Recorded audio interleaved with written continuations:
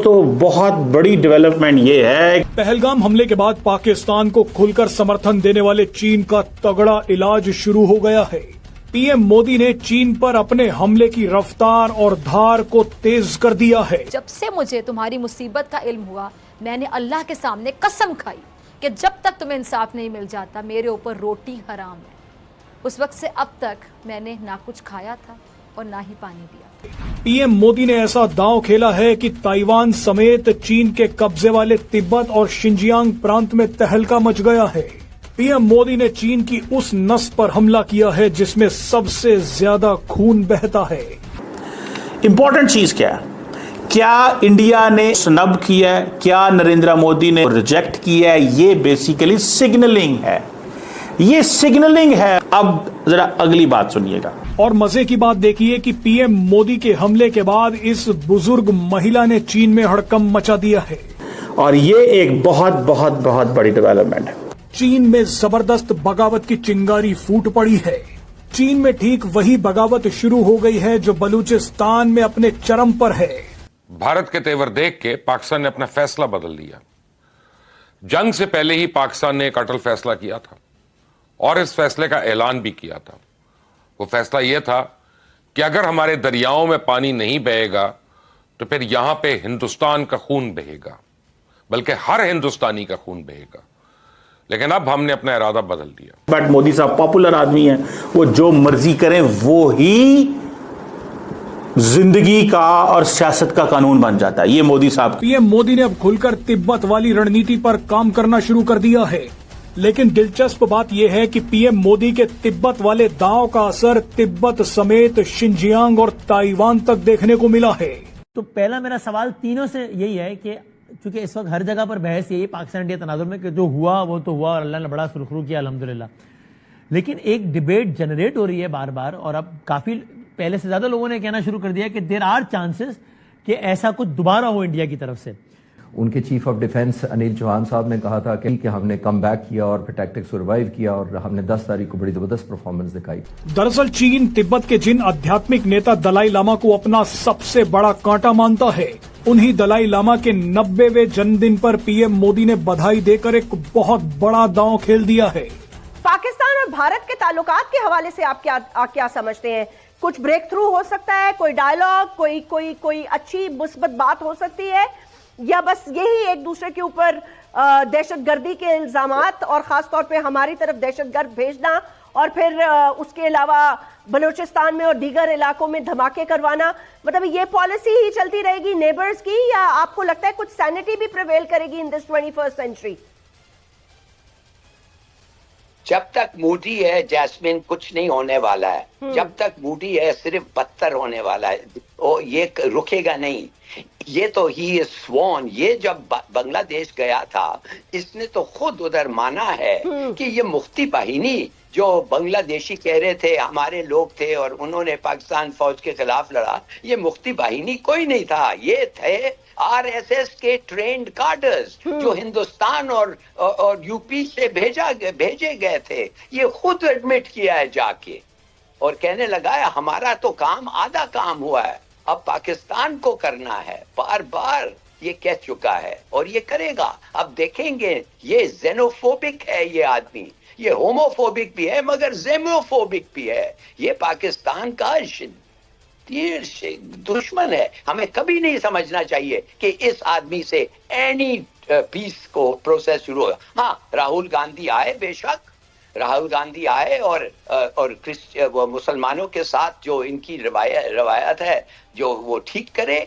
इस वीडियो में आपको बताएंगे कि पीएम मोदी ने चीन पर कौन सा तीर चलाया है। उसके बाद बताएंगे कि ये महिला कौन है जिसने पीएम मोदी की दलाई लामा को बधाई के बाद चीन पर सबसे बड़ा हमला बोल दिया है। शुरुआत पीएम मोदी की बधाई से करते हैं। पीएम मोदी ने लिखा कि मैं 1.4 अरब भारतीयों के साथ मिलकर दलाई लामा को उनके 90वें जन्मदिन की हार्दिक शुभकामनाएं देता हूं। दलाई लामा प्रेम, करुणा, धैर्य और नैतिक अनुशासन का प्रतीक रहे हैं। उनका संदेश सभी धर्मों में सम्मान और प्रेरणा का स्रोत है। हम उनकी लंबी उम्र और अच्छे स्वास्थ्य की कामना करते हैं। पीएम मोदी की इस बधाई के बाद अचानक कुछ ऐसी घटनाएं हुई जिन्होंने चीन को हिलाकर रख दिया। भारत सरकार ने धर्मशाला में बने तिब्बती मठ में आयोजित एक भव्य समारोह में अपने वरिष्ठ मंत्री किरण रिजिजू और अरुणाचल प्रदेश के मुख्यमंत्री पेमा खांडू को भेज दिया। ये दोनों दलाई लामा को बधाई देने पहुंच गए। इसके अलावा दिल्ली में ताइवान का एक डेलीगेशन भी दलाई लामा के प्रतिनिधियों से मिलने पहुंच गया और बची कुची कसर इस महिला ने पूरी कर दी। ये बुजुर्ग महिला राबिया कादिर है, जो दुनिया में उइगर मुसलमानों की सबसे बुलंद आवाज है। चीन ने राबिया कादिर को खूब प्रताड़ित किया क्योंकि राबिया कादिर उइगर मुसलमानों और शिंजियांग प्रांत को चीन से आजाद करने की लड़ाई लड़ रही हैं। पीएम मोदी की बधाई के बाद राबिया कादिर ने भी भारत में बैठे दलाई लामा को बधाई देते हुए कहा कि मैं आपके जन्मदिन पर तिब्बत, धर्मशाला और दुनिया भर में रहने वाले सभी तिब्बतियों को बधाई देती हूँ। आपकी लंबी उम्र की कामना करती हूँ। इसके बाद राबिया कादिर ने एक बड़ा ऐलान करते हुए दलाई लामा से बोल दिया कि ये मेरी इच्छा है कि मैं आपके साथ मिलकर उइगर, तिब्बतियों और मंगोल लोगों को चीन से आजाद होता देख लूं। नमस्कार दोस्तों।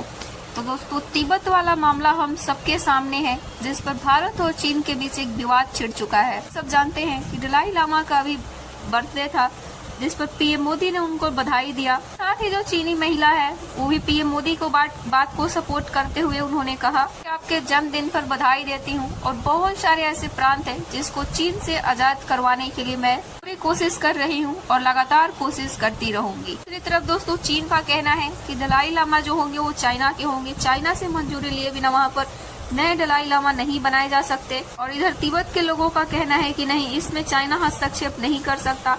और दोस्तों, इस बात पर भारत खुद तिब्बत को सपोर्ट कर रहा है। पहले किरण रिजिजू जो मंत्री हैं उन्होंने बयान दिया, उसके बाद फिर भारत के एक मंत्री ने इस बात को लेकर बयान दिया। तो चाइना की तरफ से भी एक बयान सामने आया कि भारत को इसमें हस्तक्षेप नहीं करना चाहिए, इससे संबंधों पर असर पड़ेगा।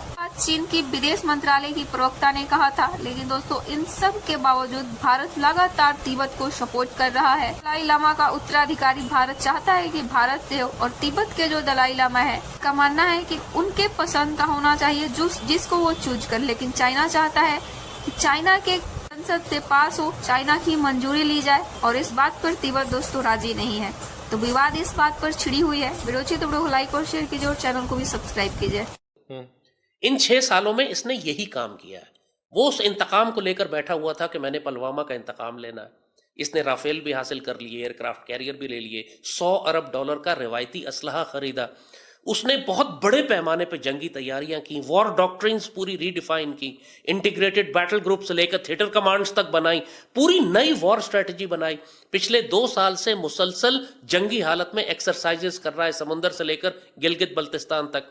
और फिर अपनी लैंग्वेज भी इसने चेंज करनी शुरू कर दी। पुलवामा के बाद इसने आगे जाकर कश्मीर हड़प कर लिया, आर्टिकल 370 वायलेट किया, कश्मीर को जब्त कर लिया, सख्ती की, 900 दिन तक कर्फ्यू लगा के रखा, तकरीबन पूरे कश्मीर को कुचल के रख दी तहरीक आजादी इसने। मोदी की बॉडी लैंग्वेज चेंज हो गई पुलवामा के बाद। ये पूरी तरह से तैयार है। इनके पास वो तमाम असलहा और weapon supplies and equipment and training and war doctrines और डिप्लॉयमेंट आ चुकी है जो पुलवामा के वक्त इनके पास नहीं थी। इसलिए अब ये आगे बढ़कर इन्होंने इंडस वाटर ट्रीटी भी कैंसिल कर दी। पहले कश्मीर जब्त किया था, अब इंडस वाटर ट्रीटी को कैंसिल कर दिया कि हम पाकिस्तान